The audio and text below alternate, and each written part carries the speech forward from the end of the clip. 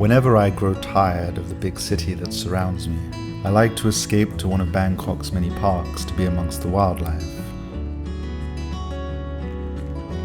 I actually prefer the hustle and bustle of life in big cities over that of life in the countryside, but I do feel that a lack of contact with nature is a recipe for depression, and so I'm very grateful that this city has a few green spaces like this in it which I can come to.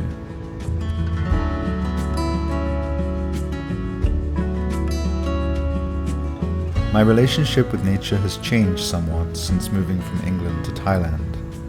Back home, I was raised in the county of Kent, which is sometimes referred to as the Garden of England. I was brought up surrounded by animals and fields, and I assumed that everywhere in the world looked pretty much like that. Horses on the hill, cats in the garden, water monitors in some faraway zoo. Things are a little different here.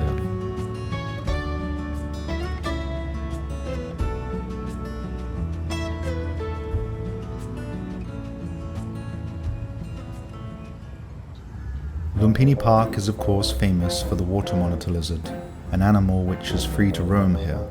The park is keen to make visitors aware that it can pose a risk.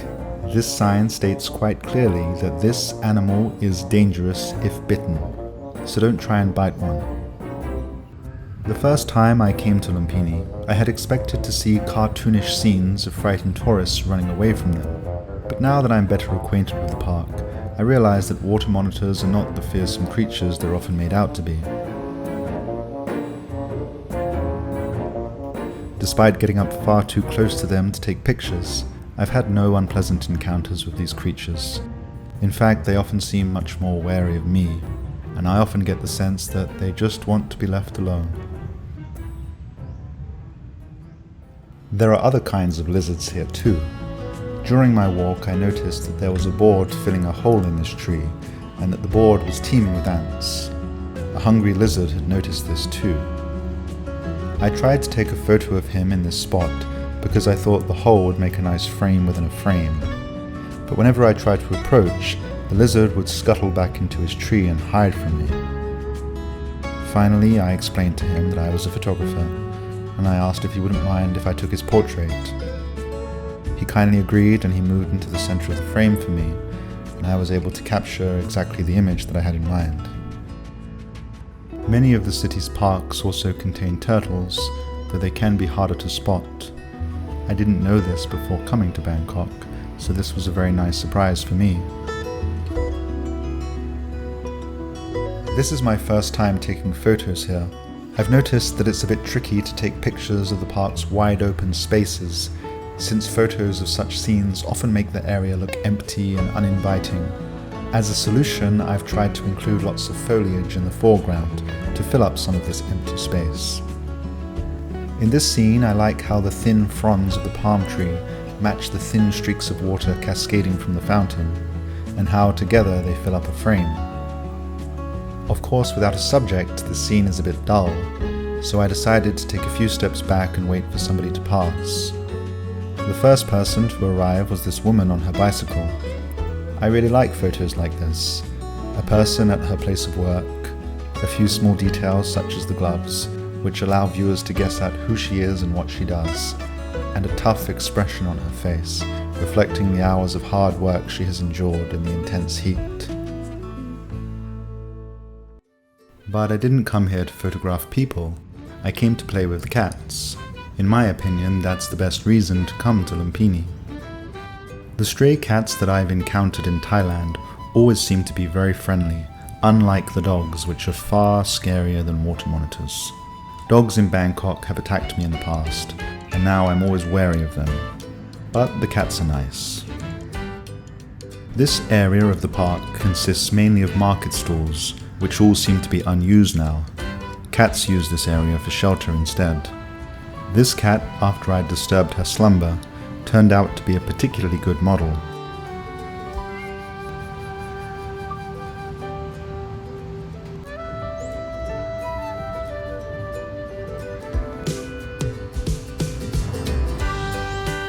The only stall that seems to still be open in this area is this one selling drinks.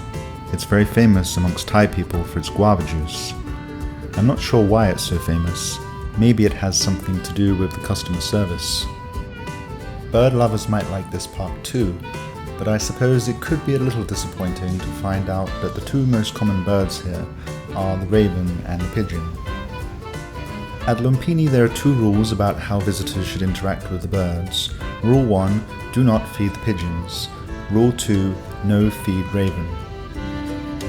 In my opinion, bird lovers don't really need a telescopic lens to take pictures of the birds here, as they don't seem to mind it when people get up close to them.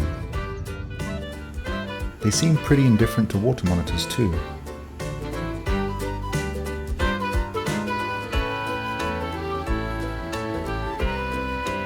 The park also has a few other rules that visitors should be aware of, such as a strict no smoking policy.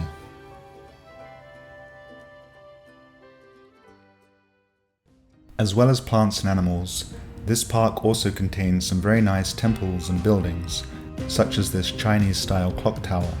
This clock tower was designed by the Italian architect Mario Tomagno, who worked on a number of notable buildings here in Bangkok. He, for instance, designed the facade of the Lumphini train station.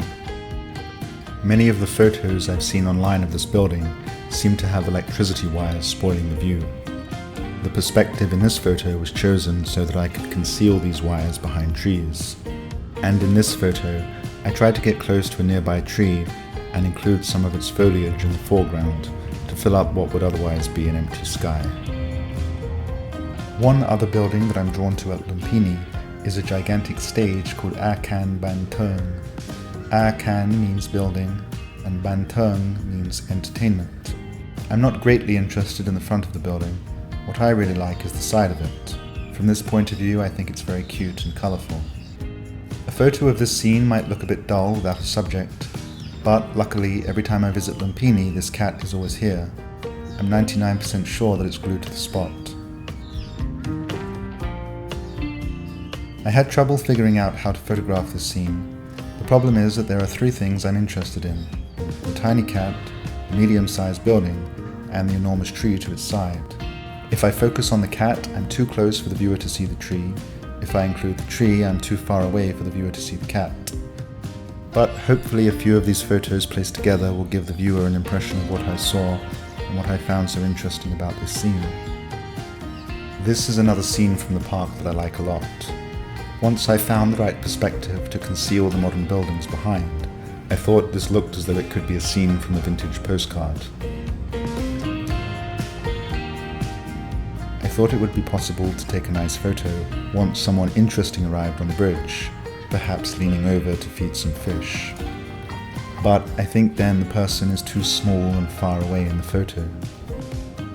So then I thought it would be better to have a person in the foreground instead. But since my tie isn't good enough yet to ask strangers to pose for me, and since I'm in need of a thumbnail, I decided to volunteer myself as a test subject.